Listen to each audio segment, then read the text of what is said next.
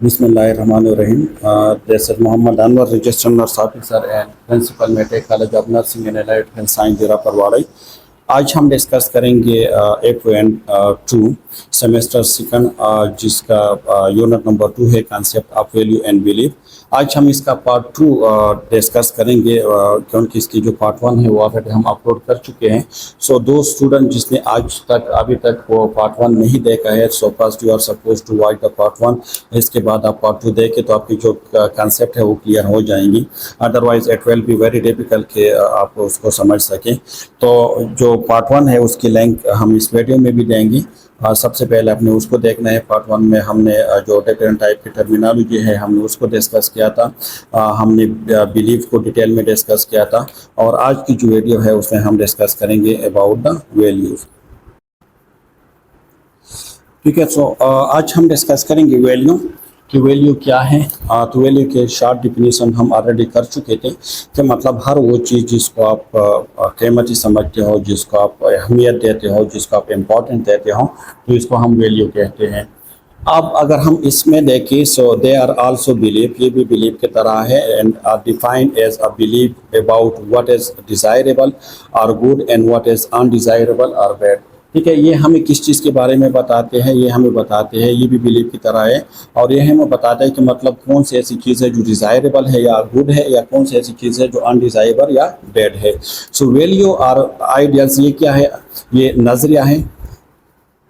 ठीक है, ideals ideology से निकला है, नज़रिया है। और इसका काम क्या है? इट्स गाइड, हमें गाइड करते हैं हमारी जो पर्सनल कॉन्डक्ट है, यानी हमारी जो पर्सनल लाइफस्टाइल है, हमें उसमें भी गाइड करते हैं कि किस तरह हमने अपनी ज़िंदगी गुजारनी है।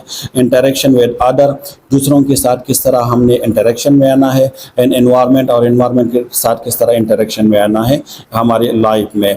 ये जो है वैल्यूज़, ये हमें हेल्प करवाते हैं to distinguish what is right from what is wrong, कि कौन सी चीज़ अच्छी है, मतलब राइट है, और कौन सी चीज़ जो है वो रॉन्ग है। फॉर एग्जांपल, अगर झूठ बोलना, ये वैल्यूज़ हमें बताते हैं कि जो झूठ बोलना this is not a good thing, और ट्रूथफुलनेस जो है this is a good thing.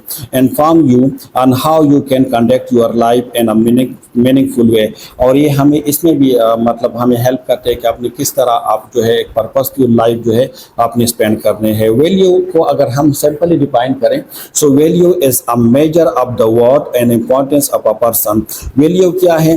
This is a tool जिसके जरिए हम जो है किसी भी इंडिविजुअल की, किसी भी पर्सन की वर्थ या उसकी इम्पोर्टेंस को हम मेजर कर सकते हैं। फॉर एग्जांपल, अगर हम किसी इंडिविजुअल को ज़्यादा टाइम देते हैं तो इसका क्या मतलब है? इसका यही मतलब है कि हम उसको ज़्यादा अहमियत देते हैं, हम उसको ज़्यादा वैल्यू देते हैं। अगर हम किसी बुक्स को ज़्यादा स्टडी करते हैं तो इसका मतलब ये है कि हम उसको ज़्यादा वैल्यू दे रहे हैं। तो वैल्यू का मतलब ये है कि आप जब किसी चीज़ को ज़्यादा उसको वर्ती समझते हो, ज़्यादा अहमियत देते हो।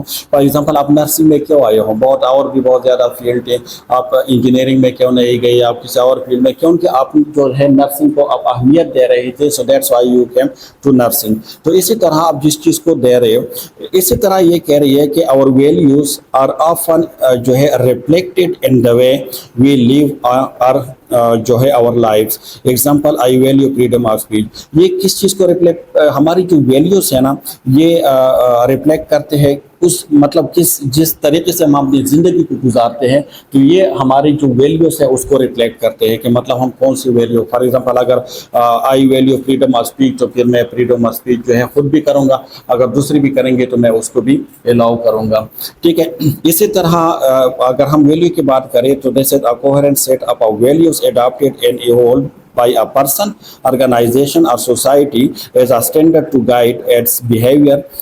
देख, इसमें यह है ना कि ये सेट ऑफ वैल्यू जो है ये अडॉप्टेड हम करते हैं या बना देते हैं, या तो हम किसी से अडॉप्ट करते हैं या हम खुद से उसको इवोल्व करते हैं। और इसमें क्या है, या ये तो पर्सनली लोग कर देते हैं, या किसी ऑर्गेनाइजेशन कर देते हैं, किसी सोसाइटी कर देते हैं, एक स्टैंडर्ड सेट कर देते हैं, और इस स्टैंडर्ड की बेस पे फिर हम अपनी लाइफ को गुजार देते हैं। वैल्यू को याद करने के लिए जिस तरह हम बार बार डिफिनीशन में कहते हैं कि गाइड अस, गाइड गाइड, तो इसका मतलब है कि गाइड से आप उसको याद कर सकते हैं। वैल्यू क्या काम करते हैं? वैल्यू जो है वो हमें गाइड करते हैं about what is good and what is bad, कि गुड क्या है और बैड क्या है, इसके बारे में हमें गाइड करते हैं। This is a universal principle है, जो वैल्यू है ना, दिस इज यूनिवर्सल प्रिंसिपल, मतलब यहाँ पे आप जिस चीज़ को अहमियत दी जाती है ना, तो अक्सर ये बाहर भी उसी चीज़ को अहमियत दी जाती है। अगर मतलब कोई यहाँ पे अगर झूठ अच्छी नहीं समझी जाती तो बाहर भी झूठ को अच्छे नहीं समझी जाती। ये आपका नजरिया है जिसके थ्रू आप अपनी ज़िंदगी को पे स्पेंड करते हैं। डिसीजन मेकिंग में आपको गाइड करते हैं, क्योंकि डिसीजन मेकिंग जब जब डिसीजन करते हैं तो आपके पास डिफरेंट अल्टरनेटिव होते हैं, और उस अल्टरनेटिव में से आप जो है चूज़ करते हैं, तो आप उस अल्टरनेटिव को चूज़ करते हैं जिसको आप ज़्यादा वैल्यू देते हैं। जिस तरह मैंने एडमिशन की बात की कि बहुत ज़्यादा डिसिप्लिन थे, आप नर्सिंग में क्यों आई, क्यों अपनी ये डिसीजन ले लिया, क्योंकि आप नर्सिंग को अहमियत दे रहे थे, सो दैट्स व्हाई।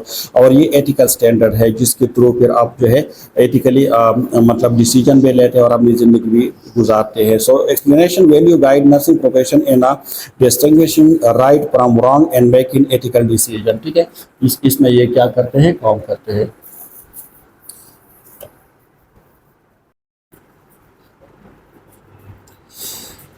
अब टाइप्स ऑफ वैल्यू, मतलब वैल्यूज की कितने टाइप हैं, क्या क्या टाइप है। सो सबसे पहले है जैसे religious value, personal value, culture value, humanistic value, optimistic value, democratic value and motivational value. तो अब हम एक एक टॉपिक को हम डिटेल से डिस्कस करेंगे।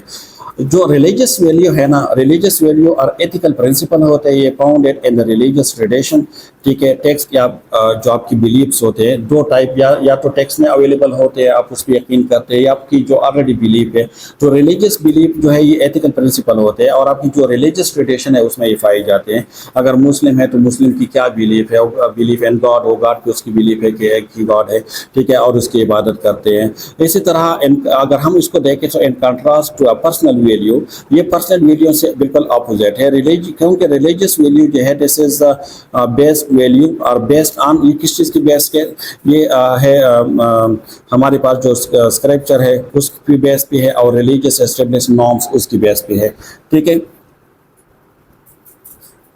तो स्क्रिप्चर क्या है? स्क्रिप्चर मतलब जो सहीफा होते हैं, जो आसमानी किताबें होते हैं, उसकी बेस पे है। जिस तरह अगर हम कुरान की बात करें तो कुरान में जो वैल्यूज दी गई है तो सबसे ज़्यादा तो किसमें, कुरान में है। इस्लाम की अगर हम बात करें, इसी तरह हिंदू के अपने बुक्स है उसमें है।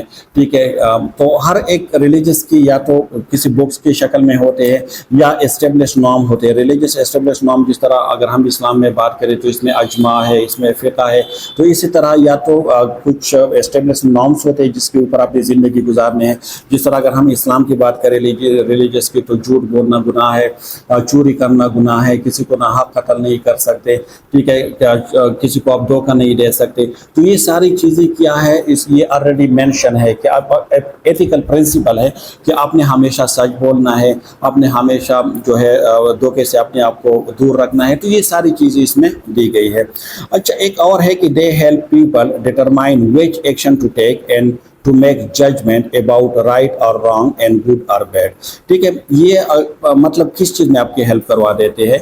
ये करवा देते हैं कि आप जो भी एक्शन लेते हैं इसमें ये आपकी हेल्प करवा देते हैं। फॉर एग्जांपल, अगर आप जो काम करते हैं तो ये आपको बता देते हैं कि ये काम ठीक है और ये काम गलत है।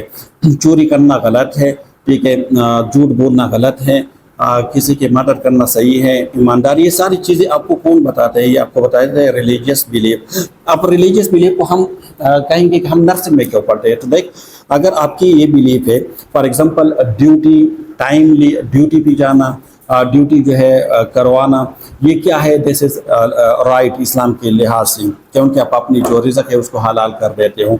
अगर आप में ये वैल्यू है तो आप ड्यूटीफुल होंगे। ठीक है, आप फंक्चुअल होंगे, आप रेगुलर होंगे और आप अपनी ड्यूटी ईमानदारी से करोगे। ठीक है, तो स्क्रिप्ट से आप उसको याद कर सकते हैं। इसका मतलब है कि जो स्क्रिप्चर है, जो मतलब जो बुक्स होते हैं, रिलीजियस बुक्स होते हैं। ठीक है, एक्शन मतलब जो काम आप करते हैं, कौन सा गलत कौन सा वो है। कम्युनिटी नॉर्म्स, जिस तरह हमने कहा कि कुछ नॉर्म्स होते हैं और उस नॉर्म्स की रिगार्डिंग फिर अपनी लाइफ को गुजारने हैं। रिलीजियस बिलीफ है, जिस तरह अगर हम मुस्लिम की बात करें तो मुस्लिम की बिलीफ ये है कि इस मतलब मौत के बाद दूसरी ज़िंदगी है जिसको हम क़यामत कहते हैं। क़यामत में हमारे साथ हिसाब किताब होगा। जन्नत और जहन्नम होगी। लेकिन अगर कोई और रिलीजियस है तो इसमें ये नहीं है। जिस तरह हमने बिलीफ में हमने डिस्कस किया था, दो टाइप को हमने डिस्कस किया था। एथिकल प्रिंसिपल है, हर एक रिलीजियस के अपनी एथिकल प्रिंसिपल है, और डिटर्मिनेशन ऑफ गुड और बैड की कौन सी चीज़ गुड है और कौन सी चीज़ बैड है। अच्छा, अभी हम डिस्कस करेंगे पर्सनल वैल्यू को। पर्सनल वैल्यू क्या है? Is a principle that define you as individual.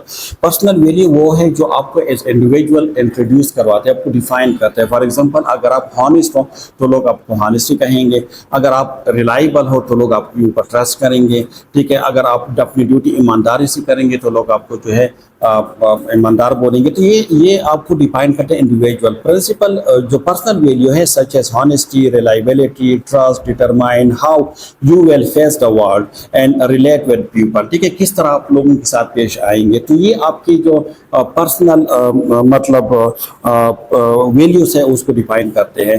तो इसको आप याद कर सकते हो with the help of pride फार्मूले से, क्योंकि आप प्राइड फील करते हो अपने ऊपर। अगर आप हॉनेस्टी हो और आप ये तो आप प्राइड फील करोगे। सो पी का मतलब है पर्सनल प्रिंसिपल। ये आपके पर्सनल प्रिंसिपल होते हैं, लाजमी नहीं है कि सब यही हों। मतलब कोई लोग जो है बहुत ज़्यादा जानदार होते हैं, कुछ लोग बहुत ज़्यादा ईमानदार होते हैं, कुछ लोग बहुत ज़्यादा ड्यूटीफुल होते हैं। तो लाजमी नहीं कि सब में quality. So this is your personal principle है। रिलायबिलिटी उसमें होते हैं, ठीक है। इंडिविजुअल आइडेंटिटी है, क्योंकि फिर वो आपकी पहचान बन जाते हैं कि यार ये बंदा जो है बहुत ज़्यादा मतलब फ्रूटफुल है, ये हमेशा जब भी बात करते हैं तो सच बोलता है। कोई कहते हैं कि यार ये बहुत ज़्यादा झूठा इंसान है, जब भी बात करता है तो झूठ बोलते हैं, ठीक है। इसी तरह डिफाइनिंग योर अप्रोच, ये आपके अप्रोच को भी डिफाइन करते हैं कि मतलब आप जहाँ जिस वार्ड में आप काम करते हैं तो ये आया वहाँ पे आप चोरी करके जाते हैं या नहीं, वहाँ पे आप जो है ये नहीं करते। एवरीडे हॉनेस्टी के बारे में भी ये करते हैं। तो एज अ नर्स देखिए, ये जो पर्सनल वैल्यू है नर्स में ये बहुत ज़्यादा मैटर करते हैं, क्योंकि नर्स जो है हमेशा ये एम्पैथेटिक होना चाहिए, ये जो है ये डिग्निटी के साथ रिस्पेक्टफुल होनी चाहिए, ट्रस्टफुल होनी चाहिए, ठीक है। ये एज अ चीटर नहीं होनी चाहिए, एडुकेट होनी चाहिए। तो ये नर्स में ये पर्सनल वैल्यू बहुत ज़्यादा मैटर करते हैं, क्योंकि नर्सिंग में जो है आपका ज़्यादातर रिलेशन आते हैं दूसरों लोगों के साथ। अब जो कल्चर वैल्यू है, culture values like practice of your faith and custom are principle that sustain जो है connections with your culture roots. They help you feel connected to a large community of people with a similar background, ठीक है। इसमें मतलब जो आप एक culture में आपकी जो प्रैक्टिस है, जिस and the way of practice, आप जो प्रैक्टिस करते हैं, आप जो कस्टम को फॉलो करते हैं, आप जो मतलब ट्रेडिशन को फॉलो करते हैं, तो this is your culture value. Culture value कहाँ से आते हैं? ओरिजिनेट होते हैं, this is from the custom, ठीक है। आप कल्चर फार्मूले से आप उसको याद कर सकते हैं। कल्चर क्या है? एक जिस कम्युनिटी में आप रहते हैं उस कम्युनिटी की जो कोड ऑफ कंडक्ट है, जो रूल ऑफ रेगुलेशन है, ये आपकी कल्चर है, ठीक है। अगर हम पठानों की बात करें तो पठानों की कल्चर क्या है? वहाँ पे जो लोग है मतलब बहुत ज़्यादा मेहमान नवाज है, जो लोग है वो शलवार कमीज को पहनते हैं, तो ये एक उसका कल्चर है, ठीक है। उसकी कल्चर में ये है। अब कल्चर के फार्मूले से आप याद कर सकते हैं कस्टम जो रिवाज होते हैं, लेगेसी मतलब जो वरासत में आपको मिलते हैं। फॉर एग्जांपल, अगर आपके ख़ानदान में लोग ज़्यादातर लोग झूठ बोलते हैं तो ऑटोमेटिकली यू विल भी मतलब फिर आप भी झूठ बोलोगे। अगर वो सच बोलते हैं तो आप भी सच बोलेंगे, अगर वो दयानतदार है तो आप भी दयानतदार होंगे, ठीक है। तो ये सारी चीज़ें आ जाते हैं उसमें, ठीक है। एक है यूनिटी विद रूट्स जो है, ठीक है। ट्रेडिशन मतलब आपके जो दादा परदादा उसमें जो चलते आ रही है ख़ानदान में। अंडरस्टैंडिंग द शेयर प्रैक्टिस, ठीक है। रिचुअल मीन्स योर जो रस्म है, बिलीफ यकीन, और जो है enrichment of the community ties, community के माबेन जो रिलेशनशिप है, बाहमी ताल्लुकात है, उसको बढ़ा देते हैं, ठीक है। इसके अलावा अगर हम यूनिस्टिक वैल्यूज़ की हम बात करें तो इसमें जो इंडिविजुअल है उसको एज अ होल पर्सन हम लेते हैं, ठीक है।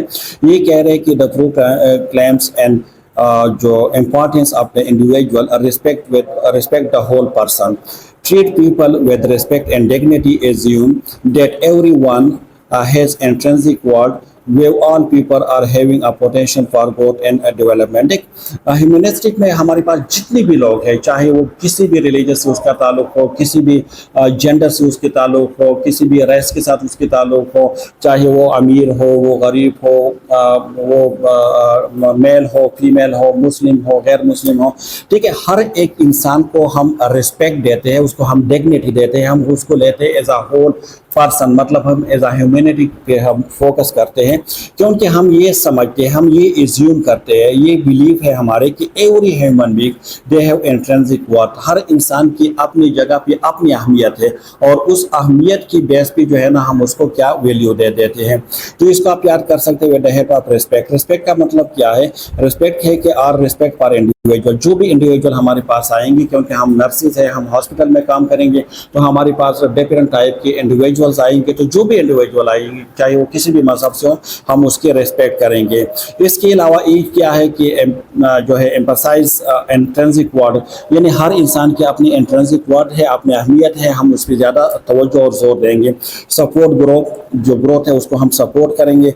और पर्सन सेंटर केयर, ठीक है, हम जो भी केयर देंगे तो पर्सनल सेंटर मतलब जो पेशेंट सेंटर केयर हम उसको प्रोवाइड करेंगे। एम्पावरमेंट, एम्पावरमेंट मतलब ये है कि आप उसकी जो ऑटोनॉमी है, राइट ऑफ ऑटोनॉमी, उसको आप क्या करें, आप उसको इनकरेज करें। मतलब आप उसको चॉइस दे दें। अगर पेशेंट चाहते हैं कि नहीं मुझे इस हॉस्पिटल में ट्रीटमेंट नहीं करने हैं, तो उसकी चॉइस है कि वो उस हॉस्पिटल को छोड़ के चला जाए। या अगर वो किसी ट्रीटमेंट को नहीं लेना चाह रहे, तो हम ज़बरदस्ती उस पर अपनी जो सजेशन है या डिसीजन है इम्पोज नहीं कर सकते। या जब हम प्लानिंग करते हैं for the treatment of the patient, तो हम पेशेंट या पेशेंट की जो अटेंडेंस है उसको इन्वॉल्व करना लेना चाहिए, ताकि हम उसको एम्पावर करें।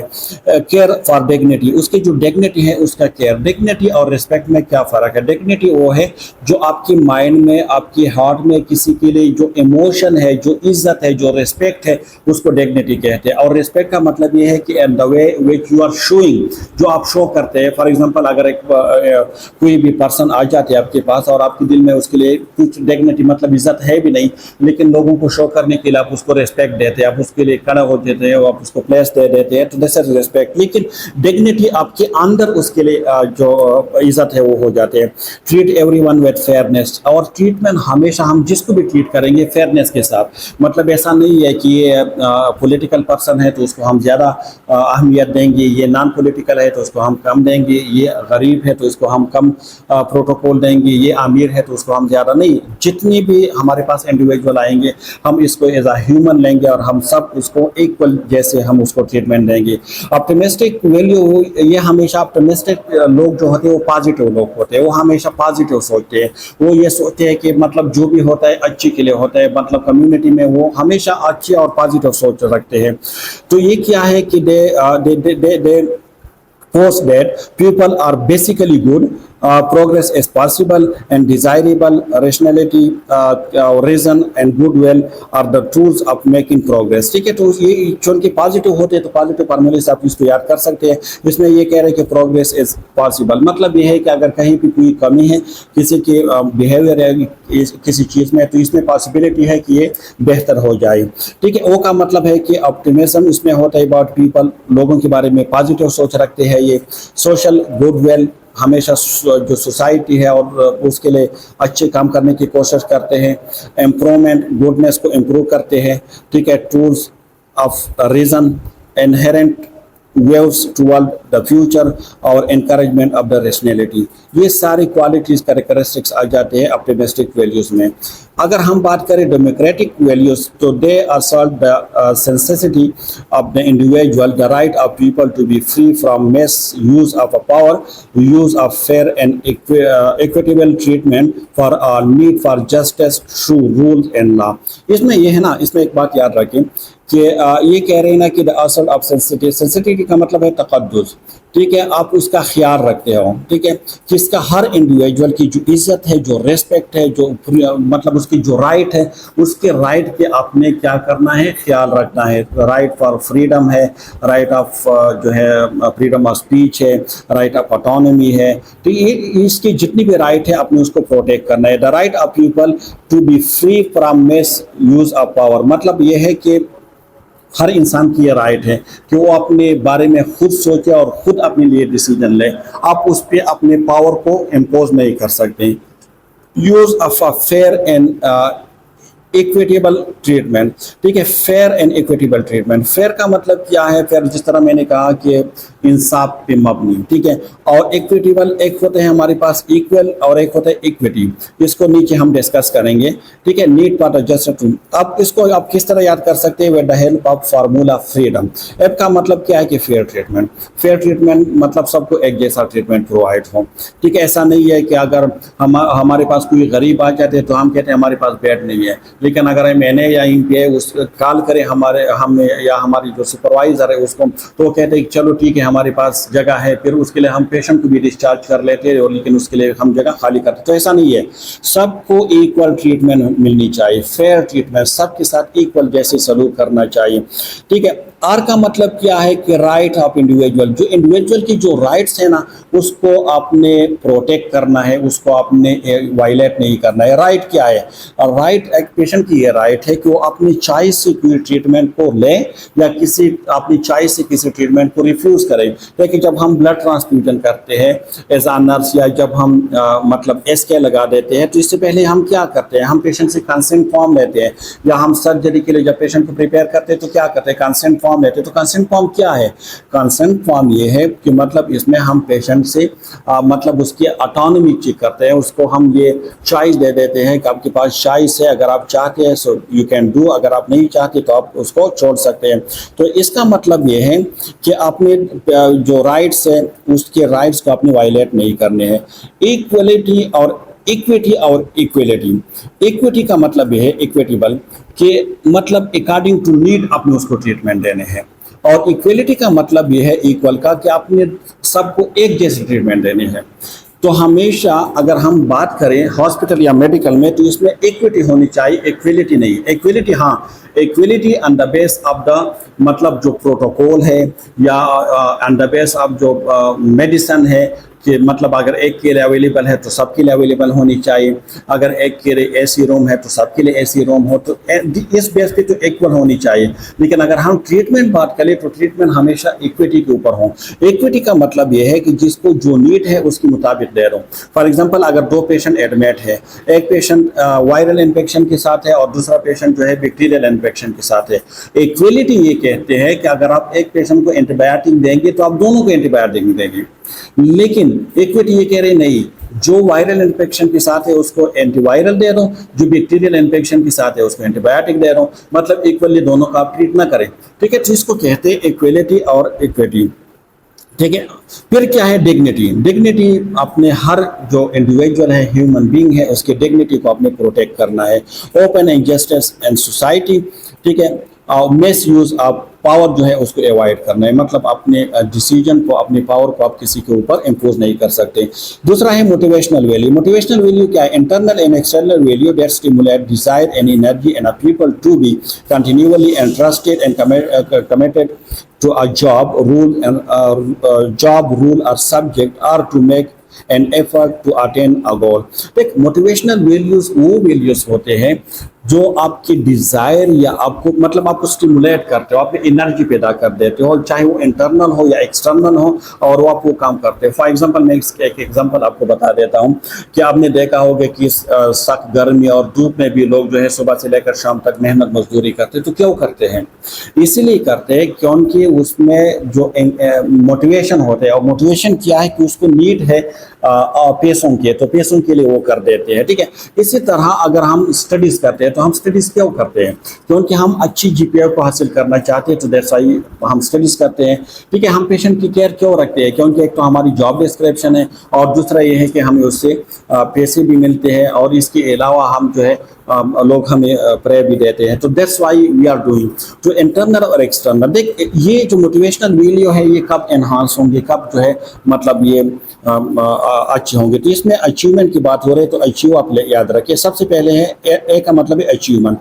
जब आप कोई गोल सेट करते हैं और आप उस गोल को अचीव कर लेते हैं, आप उसको कामयाब हो जाते हैं अचीवमेंट में, तो फिर आपकी जो ये वैल्यूज हैं ये और भी बढ़ जाते हैं, ये आपकी बिहेवियर बन जाए। फॉर एग्जांपल अगर आपने स्टडी की और जब आपने एग्जाम दे दिया, रिजल्ट आई तो आपने 4 GPA ले लिया, तो नेक्स्ट टाइम आप उससे ज़्यादा स्टडी करेंगे, क्योंकि this is your internal motivation आप में आ गई। क्या है? कॉम्पिटेंस। कॉम्पिटेंस ये है कि जब कोई काम जो आप कर सकते हो, अपनी उसकी काबिलियत हो, अहलियत हो, तो ये आपकी इंटरनल मोटिवेशन है। आप खुद फॉर एग्जांपल अगर मैं किसी पेशेंट, किसी स्टाफ या किसी स्टूडेंट को आईवी की नौलत दे दूं कि जाओ और इस पेशेंट को लगा दो, अगर उसमें ये कॉम्पिटेंसी है कि वो लगा सकते हैं तो वो खुशी खुशी जाके उसको लगा देंगे। लेकिन अगर उसमें ये कॉम्पिटेंसी नहीं है तो वो मतलब भाग जाएंगे वहां से। आपने देखा होगा कि कुछ स्टूडेंट जो है रेगुलर क्लास में आते हैं और फर्स्ट पेज पे बैठ जाते हैं, क्योंकि उसमें कॉम्पिटेंसी होती है, वो फेस कर सकते हैं क्वेश्चन को। कुछ स्टूडेंट ऐसे है कि जो स्लाइड को भी रीड नहीं कर सकते, तो वो क्लास में या तो उसका दिल नहीं चाहता कि क्लास में आए, अगर वो आ भी जाते हैं तो बिल्कुल जो है पीछे बैठ जाते हैं। तो ये है कॉम्पिटेंसी, ये अपने मोटिवेशन पैदा कर देते हैं।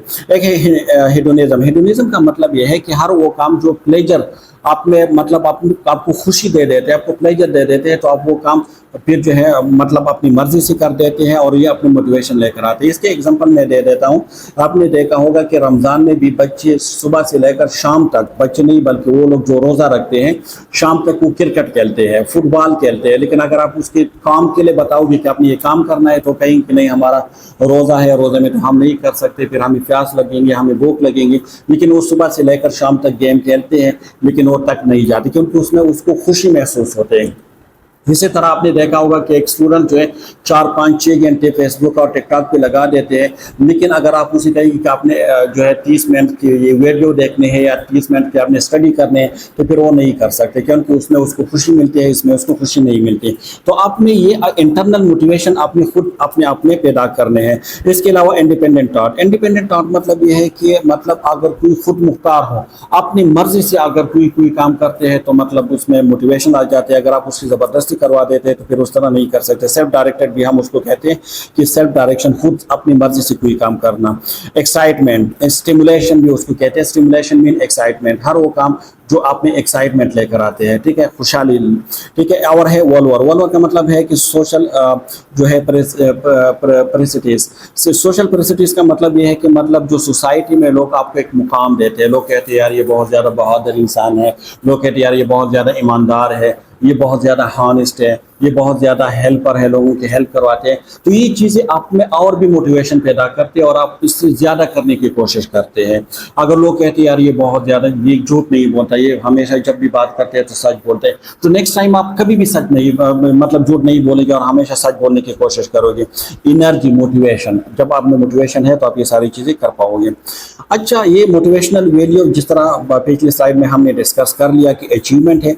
अचीवमेंट का मतलब क्या है कि पर्सनल सक्सेस थ्रू जो demonstrating competence according to the social standard. आपके मतलब आपने अगर गोल सेट की है कि मैं 4 GPA ले लूँगा और आपने 4 GPA ले ली, so this is your achievement, this is your motivational value. Next time जो है आप उससे ज़्यादा कोशिश करोगे। हेडोनिज्म हमने कहा है कि कोई प्लेजर, ऐसी कोई काम जो आपको ग्रेटिफिकेशन दे रहे, ठीक है, आपको खुशी दे रहे, तो आप जो है कर सकते। जिस तरह मैंने गेम की बात की, स्टिमुलेशन की, हर वो चीज़ जिसमें आपके लिए कोई एक्साइटमेंट हो, या नोवेलिटी। नोवेलिटी का मतलब ये है कि कोई यूनिक काम, जब मतलब कोई न्यू चीज़ आप, अगर मैं एक ड्रामे की आपको एग्जांपल दे देता हूँ, अगर ऐसा ड्रामा जो आपने पहले नहीं देखा है तो आप खुशी से उसको देखेंगे, लेकिन अगर वो आपने बार बार देखा है तो नेक्स्ट टाइम आप उसको नहीं देखेंगे। इसी तरह सेल्फ डायरेक्शन, मतलब जो इंडिपेंडेंट थॉट हो, कोई आप ज़बरदस्ती नहीं हो आपके ऊपर। देख, जो एडल्ट लर्निंग होते हैं जैसे सेल्फ डायरेक्टेड लर्निंग। अभी आजकल जो आप लोग स्टडी करते हैं तो क्या आपके पेरेंट आपको फोर्स करते हैं कि आप स्टडी करें? नहीं, आप खुद से कर देते हो और आप इसमें आपको मजा आता है। लेकिन जब आप बच्चे थे और आपके वालिदैन, आपके पेरेंट आपको फोर्स करते थे कि आप टाइम क्यों वेस्ट कर रहे हो, आप खेलते क्यों हो, आप स्टडी क्यों नहीं करते, तो उस टाइम आप नहीं करते थे, ठीक है, क्योंकि हर इंसान जो है वो आज़ादी चाहते हैं। पावर का मिस यूज़। पावर का मिस यूज़ ये है कि मतलब एक तो ये है ना कि सोशल स्टेटस, आपकी जो सोशल स्टेटस है, ठीक है, ये मतलब जो कम्युनिटी जिस स्टेटस आपको दे देते हैं, कंट्रोल और dominance over the people and जो मतलब जितनी भी पीपल है, रिसोर्सेज है, उसके ऊपर आपके अगर डोमिनेंसी है तो ये भी आपकी मोटिवेशन है, ठीक है। आपने देखा होगा ना क्लास में सीआर सबसे ज़्यादा रिगुलर और पंक्चुअल क्यों होते हैं? क्योंकि वो दूसरे से डोमिनेंट होते हैं। वो नहीं चाहते कि मैं क्लास में जो है एब्सेंट हो, कि बाकी लोग जो है एब्सेंट हो जाते हैं उसमें। अच्छा, रिचुअल। रिचुअल का मतलब क्या है? दिस इज अ रस्म। जो रस्म होते हैं ना, रस्म रिवाज, this is a ritual. Ritual is a formalise, या जो है आप कहते हैं pre determined set of symbol action perform in a particular environment at a set at a regular recurring interval मैंने मतलब ये है कि जब किसी भी मतलब पार्टिकुलर एनवायरनमेंट में एक चीज़ बार बार आते हैं, ठीक है, रस्म, जिस तरह हम उसको रस्म कह सकते हैं, the set of action that जो मुश्तमिल होते हैं, आर रिचुअल अपन include but are not limited to such a thing as a, मतलब ये है कि एक चीज़ जो हम बार बार करते हैं ना, फिर वो हमारे लिए वैल्यू बन जाते हैं। फॉर एग्जांपल एज आ मुस्लिम हम क्या करते हैं, हम एक दिन में 5 टाइम नमाज पढ़ते हैं। क्यों पढ़ते हैं? क्योंकि हम उसको वैल्यू दे रहे हैं, ठीक है। This is a ritual value है, ये हमने बचपन से सीखा है, हमने पहले ही सीखा था कि नमाज पढ़ना है, ठीक है। जो मुस्लिम है वो रिसाइट द होली कुरान, कुरान की तिलावत करते हैं। क्यों करते हैं? क्योंकि उसने ये सीखा है, उसको वैल्यू दे रही है। अगर हम हिंदू की बात करें तो वो क्या करते हैं? पूजा करते हैं। तो पूजा क्यों करते हैं? क्योंकि वो उसको वैल्यू दे रही है। तो मतलब रिचुअल ये है जो आपने सीखा है, अपने ट्रेडिशनल के थ्रू आपने सीखा है, रिलीजियस के थ्रू आपने सीखा है, ठीक है। आपने अपने मतलब जो टीचर है उससे आपने सीखा है, और बार बार जब उसकी रिपीटिशन होते हैं, बार बार वो चीज़ हो जाते हैं। एक रस्म हम कहते हैं ना कि यार बहुत गलत रस्म है, कुछ रस्म आजकल भी चल रहे हैं ना, लेकिन गलत है, लेकिन फिर भी चल रहे हैं क्योंकि लोगों ने इससे सीखा है, लोग स्टिल उसको वैल्यू दे रहे हैं, ठीक है। अब वैल्यू ऑफ ट्रांसमिशन का मतलब क्या है? Value are learn through observation and experience. We accumulate our values from childhood via teaching and observations of our parent, teacher, religious leader and other जो इन्फ्लुएंशियल एंड पावरफुल पीपल।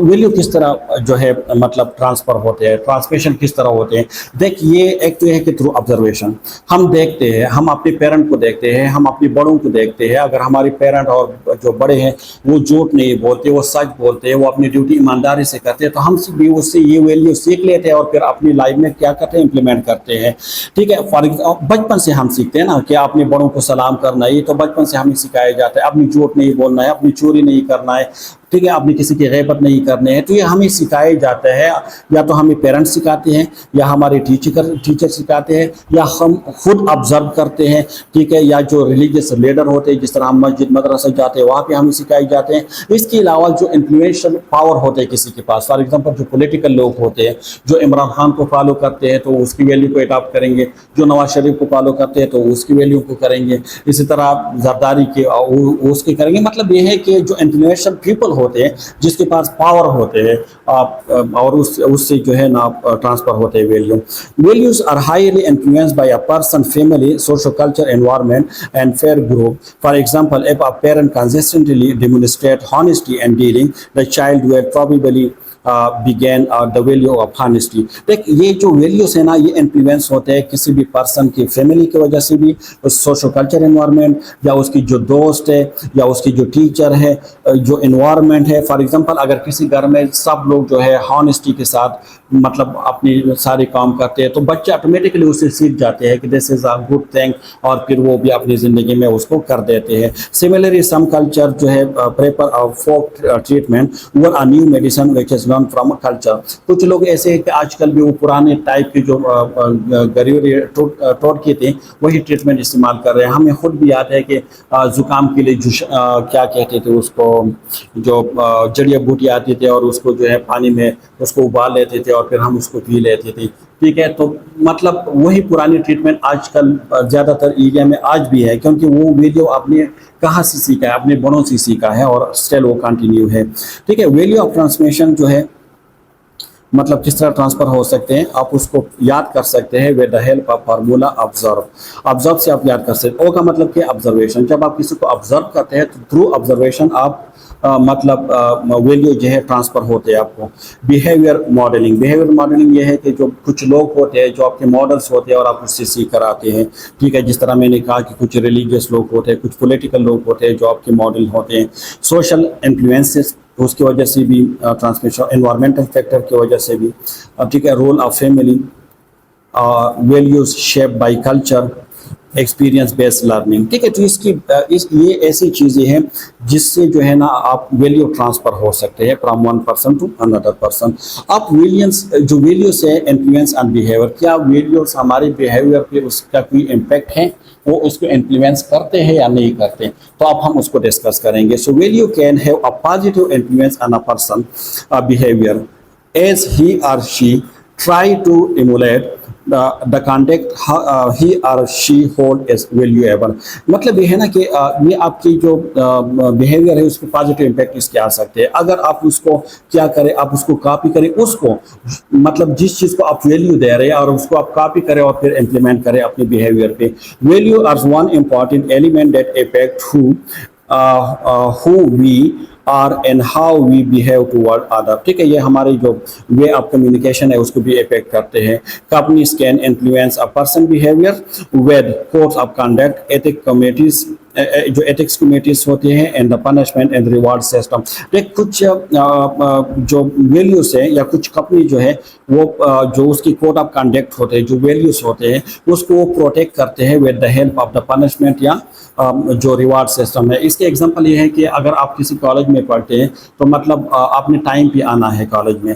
अगर आप कोई student let आते हैं तो हम उसको encourage नहीं करते, हम उसको फाइन कर देते हैं। तो नेक्स्ट टाइम फिर वो उसकी जो ये मतलब एथिकल प्रिंसिपल है वो चेंज कर देते हैं। ठीक है, इसी तरह अगर हम एज अ नर्स अगर हम में से कोई ड्यूटी नहीं करते, ड्यूटीफुल नहीं है, तो क्या करते हैं, या तो उसको मतलब एक्सप्लेनेशन उसकी कॉल की जाती है या उसकी डिडक्शन की जाती है उसकी सैलरी से। तो नेक्स्ट टाइम फिर वो इसी तरह नहीं करते। Sometimes there will be a gap between the person value and behaviour. Organisational strategy such as reward system can close. कभी कभार ऐसे होते हैं ना कि जो हमारे मतलब वैल्यूज होते हैं और हमारी बिहेवियर होते हैं उसमें गैप होते हैं। तो फिर जो ऑर्गेनाइजेशन है उस गैप क्लोज करने के लिए या तो पनिशमेंट दे देती है या रिवॉर्ड। फॉर एग्जांपल इसके एग्जांपल आप इस तरह ले सकते हैं कि मतलब आप किसी पेशेंट है, कोई पेशेंट है, ठीक है, और उसके फैमिली में मतलब अगर वो आप उसको ट्रीटमेंट दे रही है या उसकी जो डायग्नोस है और उसकी जो फैमिली है वो आपको बता रही है कि उसकी जो डायग्नोस है वो कॉन्फिडेंशियल डायग्नोस है, आपने उसको नहीं बतानी है। लेकिन आपको वैल्यू में तो आपने ये सीखना है कि नहीं, आपने किसी से कोई बात नहीं छुपाना है, आप में हॉनेस्टी हो, लॉयलिटी हो, आपने ट्रूथफुल हो और आपने उसको बताने। तो यहाँ पे आप किस तरह उसको बताओगे। ठीक है, या मैं एक और एग्जाम्पल दे देता हूँ। अगर किसी के डायबिटिक फूट है और डॉक्टर ने एडवाइस किया है कि उसके लेग एम्पुटेशन हम करेंगे, तो हमने तो ये सीखा है कि किसी के मतलब किसी को पेन पहुंचाना, किसी को जो है ना तकलीफ पहुंचाना, this is not a good thing. तो आप किस तरह किसी की जो लेग है उसको एम्पुटेट कर सकते हो। ठीक है, तो यहाँ पे गैप आ जाते हैं। या मैं आपको एग्जांपल बता देता हूँ कि अगर कोई रिलीजियस पॉइंट ऑफ व्यू से हो, आपकी वैल्यू अलग है, जहाँ पे आप ड्यूटी करते हो वहाँ पे आपसे कुछ और मांगा जा रहा है। सो दिस इज ये कुछ कॉन्फ्लिक्ट आते हैं, बाद में हम डिस्कस करेंगे, जो कॉन्फ्लिक्ट है उसमें हम डिस्कस करेंगे। ठीक है, देख वैल्यू इन्फ्लुएंस ऑन बिहेवियर किस तरह। If we deem something valuable, अगर हम ये तस्वुर करते हैं कि कुछ चीज़ जो है वैल्यूएबल है, then we do what we can to emulate that value. अगर हम किसी चीज़ को कहते हैं ना कि ये तस्वुर करते हैं कि ये चीज़ जो है दिस इज वैल्यूएबल, और हम उसको कॉपी करें और आपने अप्लाई करें, तो ऑटोमेटिकली हमारी जो बिहेवियर है वो चेंज हो जाएगा। फॉर एग्जांपल अगर हम में से कोई गालियाँ दे रहे हैं और हम कहते हैं यार गालियाँ देना ये गलत काम है, और हम उसे कॉपी करें कि यार जिस तरह ये दे रहे गलत काम है इस तरह नेक्स्ट टाइम मैं भी नहीं दूंगा, तो मतलब आपकी बिहेवियर ऑटोमेटिकली चेंज हो जाएगी, उस पर पॉजिटिव इसका इन्फ्लुएंस आ जाएंगे। अगर आप किसी पेशेंट है और पेशेंट के अपनी कोई मेडिसिन जो है अपनी मिस की है डोज, फिर आपने उसकी छुपा लिया कि नहीं, या अगर आपने एक पेशेंट की मेडिसिन दूसरे पेशेंट को दे दी तो आपसे मिस्टेक हो गई, लेकिन अगर आपने छुपा लिया सो दिस इज नॉट गुड।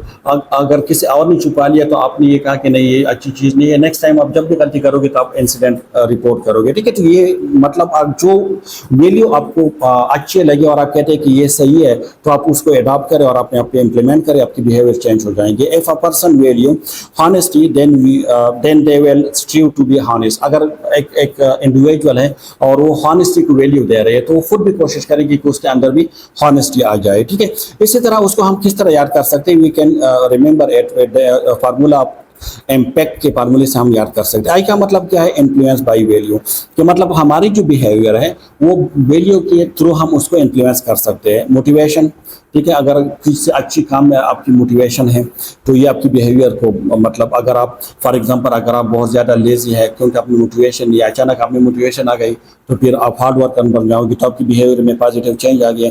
ठीक है, प्रिंसिपल गाइडिंग एक्शन, ठीक है, इसके अलावा एट्रीब्यूट रिफ्लेक्ट ऑफ बिहेवियर है, कोड ऑफ कंडक्ट है। ठीक है, और जो है टेंडेंसी टू इमुलेट, जो वैल्यू बिहेवियर है उसको अपनाने कि आप कोशिश करें और उसको अपनाने तो ऑटोमेटिकली और बिहेवियर विल बी इन्फ्लुएंसेस। अब प्रोफेशनल वैल्यू क्या है फॉर द नर्सेज। ठीक है, क्योंकि वी आर अ प्रोफेशनल, तो हमारे जैसे हम प्रोफेशनल है तो हमारी कुछ प्रोफेशनल वैल्यू भी है। वो प्रोफेशनल वैल्यू क्या है? वो प्रोफेशनल वैल्यू ये है कि जब भी आप किसी भी पेशेंट को जो है आप केयर दोगे तो you should be kind and considerate those for whom they provide care and their career and a family। ठीक है, मतलब ये है कि अपनी फैमिली या फैमिली के जो दूसरा लोग है, अटेंडेंस है या पेशेंट है, आपके साथ अपने काइंड रहना है। एक listen to and work and a partnership with those for whom they provide care. ठीक है, मतलब जो पेशेंट है आपने उसकी एक्टिव लिसनिंग करना है, और आपको कुछ बताए, और ऐसा होम मतलब ऐसा पार्टनरशिप टीम वर्क आपने करना है, कोलैबोरेशन में अपने वर्क करने हैं। Work constructively with colleagues to provide, आपने क्या करना है पेशेंट सेंटर केयर प्रोवाइड करने के लिए आपने कंस्ट्रक्टिव वर्क ये है कि आप टीम वर्क करें। ठीक है, दूसरे जो केयर गिवर है उसके साथ मिलकर, because recognising that multidisciplinary team work encouraging the constructive challenges from all team members, safety focused leadership and a culture based and openness of learning when things go wrong and fundamental to achieve high quality of care। ठीक है, तो इसमें क्या करना है कि आपके पास जितनी भी टीम्स है उसके साथ विद कोलैबोरेशन विद टीम आपने उसके साथ काम करने हैं। ठीक है, इसके अलावा जो प्रोफेशनल वैल्यू की अगर हम बात करें, ठीक है, सो अगर professional, so be open and honest with the people receiving care if something goes wrong. ठीक, अगर मतलब कुछ गलत भी हुआ ना, फिर भी आप ओपनली मतलब उन लोगों के साथ आपने कम्युनिकेट करना है, आपने कुछ छुपाना नहीं है। जिस तरह मैंने बात की इंसिडेंट रिपोर्ट की, इंसिडेंट रिपोर्ट क्या है कि जब आपसे कोई गलती हो जाती है, आप गलत मेडिसिन दे देते हैं, आप किसी गलत पेशेंट को एडमिनिस्टर कर देते हैं, तो आप डायरेक्टली उसको रिपोर्ट करते हैं। नर्सेज जो है, nurse professional values are acquired during जो socialisations and to nursing form code of ethics, nursing experience, teacher and fair, the American association of जो है कॉलेज ऑफ नर्सिंग। एक नर्सिंग में जो नर्सिंग प्रोफेशनल वैल्यू है ये कहाँ से एक्वायर होते हैं? सोशलाइजेशन से, जब नर्सिंग में आप आ जाते हैं, एथिकल नर्सिंग एथिकल कोर्स से, एक्सपीरियंस से, टीचर से, आपके जो कोलीग्स है उससे आप क्या करते हैं, एक्वायर करते हैं। जो अमेरिकन एसोसिएशन ऑफ जो कॉलेज ऑफ नर्सिंग है 1998 में उसने 5 वैल्यूज जो है एसेशनल वैल्यूज, प्रोफेशनल वैल्यूज जिसको हम कहते हैं, उसने आइडेंटिफाई किए थे, जिसमें एल्ट्रिज्म था, ऑटोनॉमी था, ह्यूमन डिग्निटी था, इंटीग्रिटी एंड सोशल जस्टिस। तो अभी हम उसको डिस्कस करते हैं। एल्ट्रिज्म का मतलब क्या है? As a concern for the welfare. Altruism का मतलब ये है कि आप जो भी काम करोगे for the welfare of other, दूसरे के बेनिफिट के लिए आप काम करोगे। मतलब आप अपनी बेनिफिट को नहीं देखोगे, अपनी जो भी डिसीजन लेना है, अपनी जो भी मेडिसिन देनी है, अपनी जो भी इम्प्लीमेंटेशन करने हैं, it will be for the benefit of the patient. तो एल्ट्रिज्म क्या है? जो concern for the welfare, welfare में इसमें होते हैं वेलबींग ऑफ अदर, इसमें आपकी जो फोकस होते हैं वो वेलफेयर और वेलबींग ऑफ अदर के ऊपर होते हैं। And professional practice altruism is reflected by a nurse concern for the welfare of the patients, other nurse and other health care provider. एक जब भी आप केयर देते हो, आपकी ज्यादा फोकस किसके ऊपर होंगे कि आपके जो केयर से उससे ज्यादा बेनिफिट किसको मिले, ज्यादा से ज्यादा बेनिफिट आपकी मिले पेशेंट को। ठीक है, आप उसको याद कर सकते हैं with the help of formula care. के का मतलब क्या है? कंसेंट फॉर अदर, मतलब आपकी सारी कंसेंट फोकस अदर, दूसरों के ऊपर होगी। अल्ट्रिस्टिक एटीट्यूड हो गया, मतलब बेनिफिशियल एटीट्यूड हो गया, अपने एटीट्यूड हो गया अपने। रिस्पेक्ट फॉर वेलफेयर और एम्पैथी, एम्पैथेटिक अप्रोच आप अप्लाई करोगे।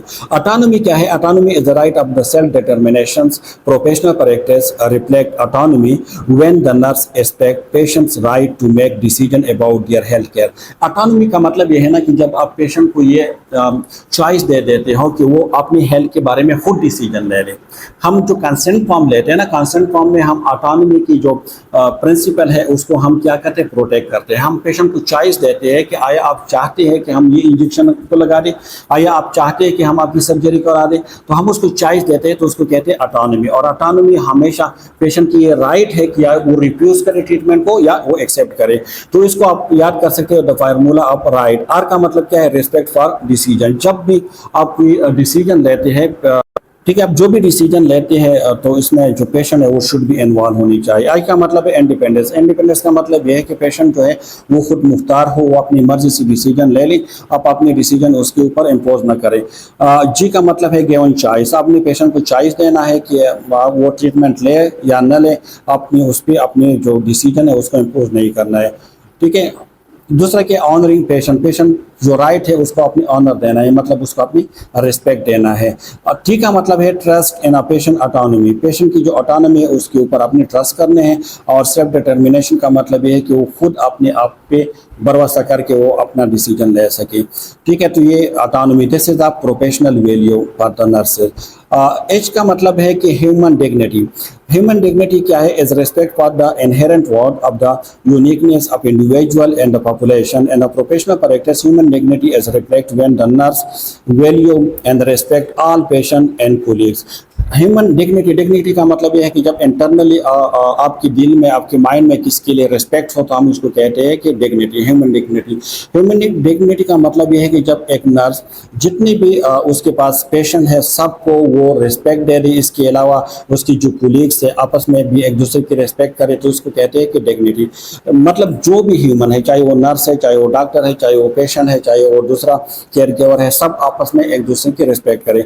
उसको हम याद कर सकते हैं with the help formula worth, क्योंकि डिग्निटी क्या है? इंटरनल वर्थ को हम डिग्निटी कहते हैं, तो इसलिए वर्थ की फार्मूले से आप याद कर सकते हैं। डब्ल्यू का मतलब है वर्थ ऑफ इंडिविजुअल, हर इंसान की अपनी एक कीमत है, अपनी अहमियत है और इस अहमियत के मुताबिक आपने उसको ट्रीट करना है। ओ का मतलब है ओपननेस टू यूनिकनेस। आर का मतलब है रिस्पेक्ट फॉर डिग्निटी, हर एक की डिग्निटी का अपने रिस्पेक्ट करना है। ठीक है, मतलब है treating everyone with respect.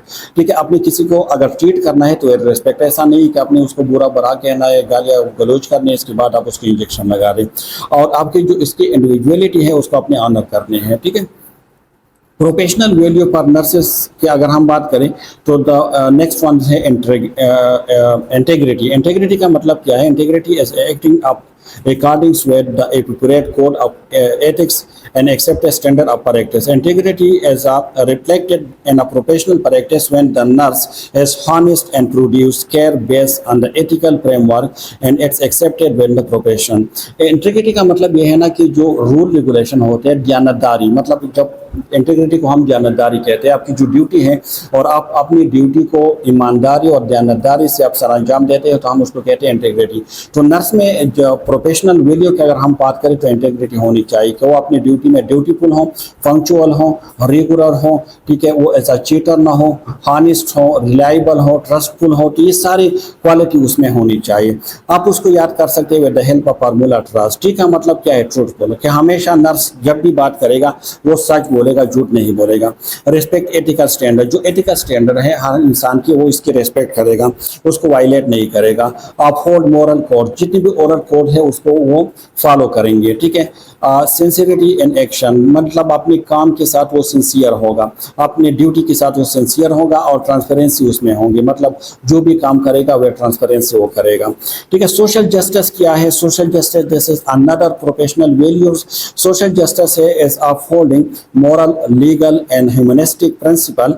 This value is a reflect professional practice when others work to ensure equal treatment under the law and equal access to quality of healthcare. ठीक है, सोशल जस्टिस का मतलब ये है कि एज नर्स हम जितने भी हमारे पास पेशेंट आते हैं हम सबको इक्वल इन्वायरमेंट प्रोवाइड करें, हम सबको इक्वल प्रोटोकॉल दे दें। ऐसा नहीं है कि गरीब को अलग और अमीर को अलग रखें, ऐसा नहीं है कि अगर कोई पॉलिटिकल पर्सन है तो हम उसको ज़्यादा प्रोटोकॉल दे दें, अगर कोई पॉलिटिकल नॉन पॉलिटिकल पर्सन है तो हम उसको नहीं दें। ठीक है, तो आप उसको याद कर सकते हैं with the help of equal. एक का मतलब क्या है? Equality under the law. Equality का मतलब यह है कि सबको एक जैसी केयर मिलनी चाहिए। ठीक है, मतलब अगर एक पेशेंट को मेडिसिन मिल रहा है तो दूसरों को भी मेडिसिन मिलनी चाहिए, अगर एक के लिए एसी रूम है तो दूसरे के लिए भी एसी रूम मिलने चाहिए। ठीक है, तो ये है equality. Quality care for all, सब जितनी भी है सबको क्वालिटी ऑफ केयर मिलनी चाहिए। ऐसा नहीं है कि खास लोगों को क्वालिटी ऑफ केयर और बाकी है उसको क्वालिटी ऑफ केयर नहीं। यूनिवर्सल फेयरनेस हो, ठीक है, उसमें एडुकेसी फॉर जस्टिस हो और लीगल एंड मोरल रिस्पॉन्सिबिलिटी। ठीक है, तो ये आते हैं पर्पस उसमें, मतलब आपकी जो सोशल जस्टिस प्रोफेशनल वैल्यू में। अब प्रोफेशनल बिहेवियर क्या है? Demonstrate understanding of a culture, belief and perspective of other. ठीक है, प्रोफेशनल बिहेवियर ये है कि जिस तरीके से आप पेशेंट के साथ आपकी जो वे आप कम्युनिकेशन है या आपकी जो अदर कोलीग्स है उसके साथ आपकी किस तरह कम्युनिकेशन है, तो हम उसको कहते हैं प्रोफेशनल बिहेवियर। फॉर एग्जांपल अगर आपको कोई गुस्सा भी करे, कोई गालियाँ गलौज भी करे, तो आप उसको दोबारा जवाब में ये सारी चीज़ें नहीं बताओगे because you are a professional. तो आपने प्रोफेशनल बिहेवियर यानी प्रोफेशनल अप्रोच के साथ करना है। So demonstrate understanding of culture, belief and perspective of other. एक तो यह है कि जितनी भी दूसरे के जो बिलीफ्स हैं या दूसरे की जो कल्चर है हमें उसके बारे में पता भी हो, हम उसके रिस्पेक्ट भी करें। फॉर एग्जांपल अगर हिंदू हैं और वो कह रहे हैं कि मुझे डाइट में गाय की गोश्त नहीं चाहिए, तो ऐसा नहीं है कि आप कहेंगे नहीं नहीं मैं बस हमारी ये रूटीन है आपको मिल जाएंगे, ठीक है आपने खाना है तो खा ले, नहीं खाना है तो नहीं। आपने उसकी जो बिलीफ है, उसकी जो कल्चर है उसके मुताबिक आपने उसको बिहेव करना है, उसको कह देना है, ठीक है। Educate for a patient particularly the most जो वल्नरेबल पॉपुलेशन होते हैं, मतलब ऐसे लोग जो अपने लिए नहीं बोल सकते, जो बच्चे हों, जो मतलब मासूम लोग हो, पागल हो, तो इसके लिए अपनी एडुकेसी करने हैं। नर्स का काम है कि वो हमेशा पेशेंट के लिए एडुकेसी करे, एडुकेट वकालत करे, पेशेंट की बात जो है वो आगे तक पहुंचा दे, डॉक्टर्स के साथ कम्युनिकेट करे, ठीक है। फिर क्या है, take place on the behalf of the patient and colleagues, ठीक है। और ये मेंटोर अदर जो प्रोफेशनल्स हैं।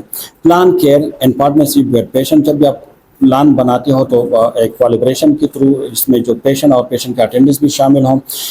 जो पेशेंट के राइट्स है उसको अपने ऑनर करने हैं। फैमिली और पेशेंट के राइट को जब भी आप डिसीजन लेते हैं तो उसमें उसको इन्वॉल्व कर देना है। Provide information so the patient can make inform choice, ठीक है। जब भी कोई मतलब कोई डिसीजन लेने हैं, कोई ट्रीटमेंट लेने हैं, तो सबसे पहले हमने पेशेंट को इन्फॉर्म करना है उस प्रोसीजर के बारे में, उस ट्रीटमेंट के बारे में, ठीक है। प्रोवाइड कल्चरली जो कॉम्पिटेंट एंड सेंसिटिव केयर, मतलब जो कल्चर के मुताबिक उसकी जो केयर है उसको प्रोवाइड करना है। प्रोटेक्ट द पेशेंट प्राइवेसी का ख्याल रखना है। प्रिजर्व, अपनी इस बात को इंश्योर करना है कि जो पेशेंट की कॉन्फिडेंशियलिटी है वो लीक नहीं होंगे, मतलब पेशेंट की जो इन्फॉर्मेशन है आप किसी दूसरे के साथ शेयर नहीं करेंगे। Design care with the sensitivity of individual patient needs, ठीक है। और provide honest information to the patient and public, मतलब पेशेंट को अपनी जो इन्फॉर्मेशन देनी है with the base of honesty, अपनी झूठ और ये नहीं बतानी है उसको, ठीक है। डॉक्यूमेंट्स केयर जो एक्यूरेटली एंड हॉनेस्टली आपने जो भी केयर की है उसको डॉक्यूमेंट करना है विद हॉनेस्टी। अगर आपने मेडिसिन देने हैं तो आप मेडिसिन को मार्क करें, अगर नहीं देने हैं तो आपने उसको मार्क नहीं करने हैं।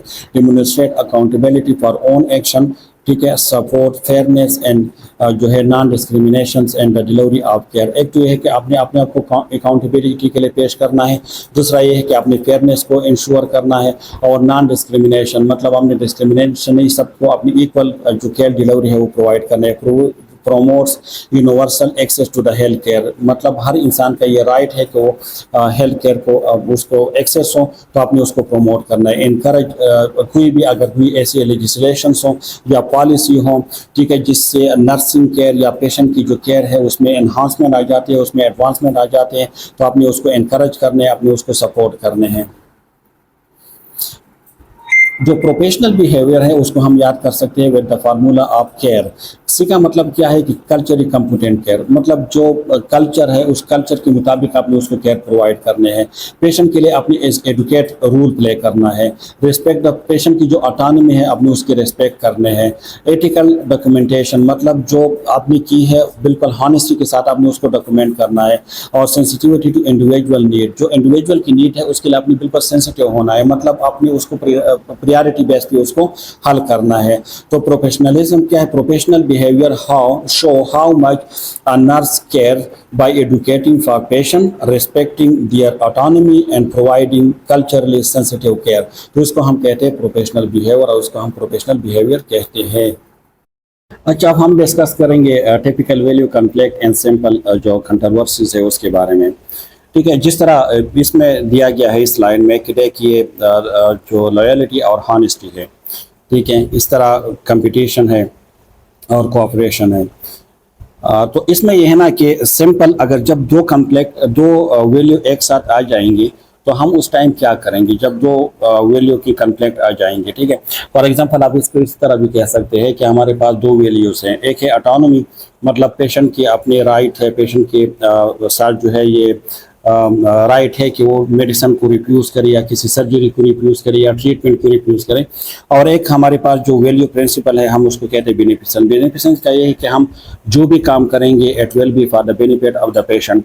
अब यहाँ पे पेशेंट कह रहे हैं कि नहीं मुझे इंजेक्शन नहीं लगाना है, अगर इंजेक्शन ऐसे हम उसको लगा रहे हैं तो पेशेंट उसको रिफ्यूज़ कर रहे हैं, लेकिन अगर हम उसको नहीं लगाएंगे तो पेशेंट जो है वो एक्सपायर हो सकते हैं।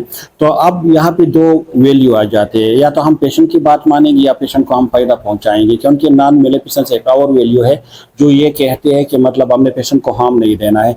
तो यहाँ पे हम मतलब किस तरह उसको डील करेंगे, या जिस तरह इसमें हॉनेस्टी और ट्रूथफुलनेस की बात हो रही है तो आया इसमें है कि should you tell your parent about your sister drug habits. अगर आपके सिस्टर है या आपके ब्रदर है और वो ड्रग यूजर है तो क्या आप डायरेक्टली जाके अपने पेरेंट को बताएंगे कि मतलब ये इस तरह कर रही है, इस तरह ले रही है? ठीक है, तो कभी कभार हमारे पास ये कॉन्फ्लिक्ट इस तरह भी हो सकता है कि कभी कभार हमारी जो वैल्यू है और पेशेंट की जो वैल्यू है उसमें कॉन्फ्लिक्ट आ जाते हैं, मतलब उसकी वैल्यू और हमारी वैल्यू आपस में नहीं मिल रही। कभी कभार हमारे और जो बाकी केयर गिवर है डॉक्टर्स और नर्सेज के दरमियान उसकी जो वैल्यू है उसकी कॉन्फ्लिक्ट आते हैं। कभी कभार नर्सेज और नर्सेज के जो वैल्यूज है उसकी कॉन्फ्लिक्ट आ जाते हैं। तो किस तरह अगर ऐसी सिचुएशन आ जाए तो आपने किस तरह उसको डील करने हैं? ठीक है, जिस तरह यहाँ पे एक सिक्योरिटी है, ठीक है, सिक्योरिटी और एक्साइटमेंट। तो सिक्योरिटी का मतलब क्या है, क्या जो है कोई भी should you choose a dangerous profession, क्या कोई भी बंदा जो है एक खतरनाक प्रोफेशन खुद से चूज सकता है? क्योंकि सिक्योरिटी में क्या करते हैं, सिक्योरिटी में तो ये है ना कि आप सबसे फ्रंट लाइन पे होते हैं, अगर खुदा ना खास्ता कोई भी ऐसे डेंजरस सिचुएशन हो तो सबसे ज़्यादा तो आप इफेक्ट होगे। तो क्या आप जो है ऐसे प्रोफेशन को आप चूज करोगे? ठीक है, तो इस टाइप के है। या अगर हम कहें कि फ्रीडम ऑफ स्पीच, ऑर्डर या फ्रीडम ऑफ स्पीच, तो क्या हम अगर कोई ऐसे मतलब अगर कोई ऐसे आइडिया है जो बेहुदा आइडिया है तो क्या हम उसको फ्रीडम की आज़ादी देंगे, हम उसको क्या जाकर उसको कह दें? तो मतलब ये है कि कभी कभार हमारे पास जो वैल्यूज है उसकी कॉन्फ्लिक्ट आ जाते हैं और उस कॉन्फ्लिक्ट को फिर हम किस तरह डील कर सकते हैं। अच्छा, now we will discuss about the ethics. Ethics जो है this is the study of morality. ठीक है, मोरालिटी की स्टडी को हम क्या कहते हैं? एथिक्स। मोरालिटी क्या था? मोरल था जो उसको हमने कहा था कि this is individual concept about what is good, what is bad, what is right, what is wrong, what is fair, what is unfair, what is legal and what is illegal। अब जब individual concept होते हैं about these thing तो हम उसको कहते हैं moral.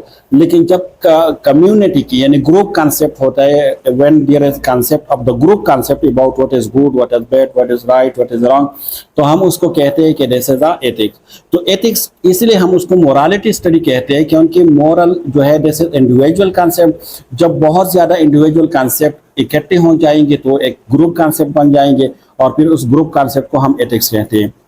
For example, अगर कोई एक इंडिविजुअल स्मोकिंग के लिए ये यूज़ कर रहा है कि smoking is good for the health, तो ये उसके लिए मोरालिटी है क्योंकि एक इंडिविजुअल की कॉन्सेप्ट है। लेकिन बाकी जो कम्युनिटी है वो तो स्मोकिंग को अच्छी नहीं कह सकती। लेकिन जब एक ग्रुप की कॉन्सेप्ट होगी, जब जिस तरह अगर हम मुस्लिम की बात करें तो मुस्लिम की जो प्रिंसिपल है हम उसको एथिकल प्रिंसिपल कहते हैं, या अगर हम सब नर्सिस की बात करें तो this is ethical code of conduct है। तो इसमें एक ग्रुप की बात होंगी। ठीक है, तो the study of the moral rule and principle that govern जो person behaviour of the conducting of activity. इसमें क्या है? जस्टिस है, इक्वलिटी है, ठीक है, respect for the human dignity है, रिलेशनशिप टू द पेशेंट्स है, nature of the health problem, right of the self determinations, ठीक है, relationship with colleagues and other, privacy, patient की जो प्राइवेसी है उसका ख्याल रखना है, कॉन्फ्लिक्ट रेजोल्यूशन है, जिस तरह हमारे पास कॉन्फ्लिक्ट है, टीम वर्क है, कोलैबोरेशन है, प्रोफेशनल बाउंड्रीज है, ये सारी आ जाती है एथिक्स में। हम सिर्फ इस एक फार्मूले से हम याद कर सकते हैं कि एथिक्स क्या है, जिसमें जस्टिस, जस्टिस जे का मतलब क्या है कि जिसमें जस्टिस हो, ठीक है, सबके साथ एक जैसे मतलब आप ट्रीट करें। यू का मतलब क्या है कि ये यूनिवर्सल मॉरल प्रिंसिपल है, मतलब ये सिर्फ एक एरिया की नहीं है। अगर झूठ बोलना गलत है तो पाकिस्तान में भी गलत है और यूएस में भी गलत है। अगर चोरी करना गलत है तो पाकिस्तान में भी गलत है और इंडिया में भी गलत है।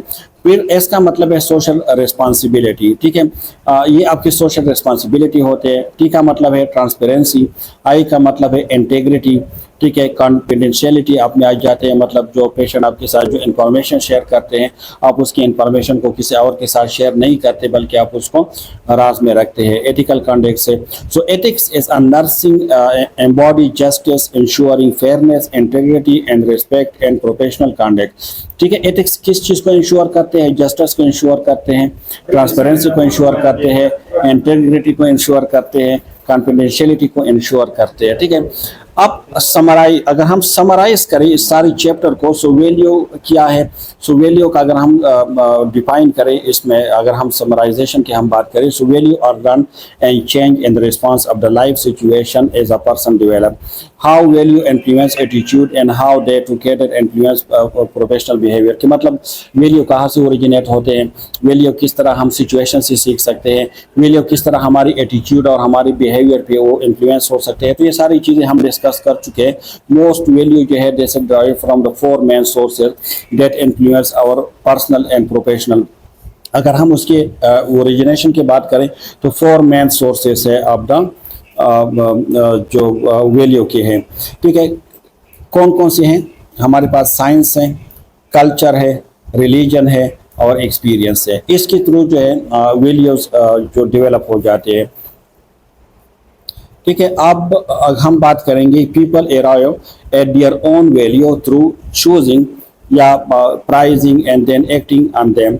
Value important in a nursing setting as value of a health care या जो है केयरिंग एंड नर्सिंग। देख वैल्यू क्यों इम्पॉर्टेंट है? क्योंकि हमारे जो ज़्यादातर इंटरेक्शन होते हैं वो पेशेंट के साथ होते हैं। तो अगर हम पेशेंट को वैल्यू देंगे, अगर हम क्वालिटी ऑफ हेल्थ केयर को वैल्यू देंगे तो automatically then we will implement it. So ये it was all about the concept of value and belief. Hopefully आप अंडरस्टैंड कर चुके होंगे। फिर भी अगर कोई कन्फ्यूजन है, कोई क्वेरीज है, कोई क्वेश्चन है, so you can ask in the comment section. इंशाल्लाह I will try to give answer timely. So thank you so much for listening me. मिलते हैं चैप्टर नंबर 3 के साथ एक नेक्स्ट वीडियो में। तब तक जो है आप इंतज़ार करें, हमारे चैनल को ज़रूर सब्सक्राइब करें, लाइक दिया करें। कोई भी अगर आपके सजेशन हो, एडवाइस हो, क्वेरीज हो, क्वेश्चन हो तो इस पर ज़रूर जो है आप कमेंट सेक्शन में जाके हमसे पूछ सकते हैं। Thank you so much once again.